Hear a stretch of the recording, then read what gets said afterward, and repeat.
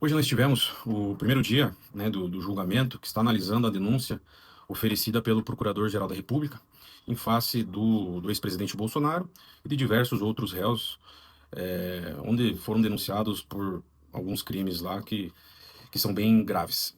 E não vou entrar muito no mérito, né, da denúncia.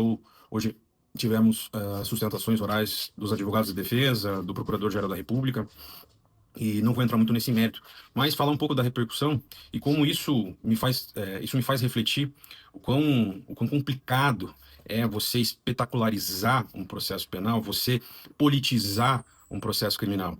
Porque eu vejo que até muitos advogados, eles colocam suas emoções, né, na frente da razão. Independente se gosta ou não do Bolsonaro, se é a favor disso, independente. Nós temos um processo penal e nós temos direitos e garantias que elas devem ser resguardadas.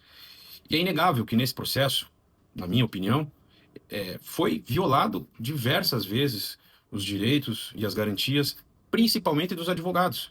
Né? Os advogados muitas vezes não tiveram acesso ao processo. E como que o advogado vai exercer, né, a defesa técnica sem acesso? Né? Como que a gente vai fazer a defesa de alguém se a gente não sabe, né, o que tem lá no processo? Não tem como se defender do que a gente não sabe. Né?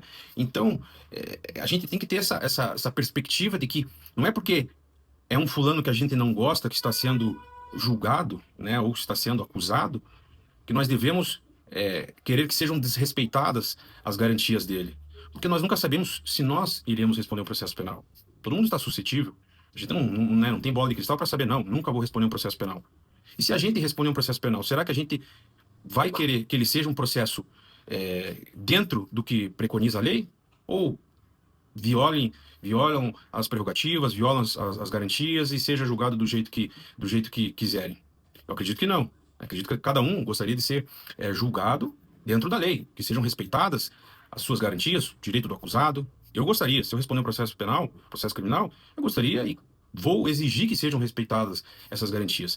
Então, a reflexão que eu faço é muito complicado a gente alimentar esse tipo de questão.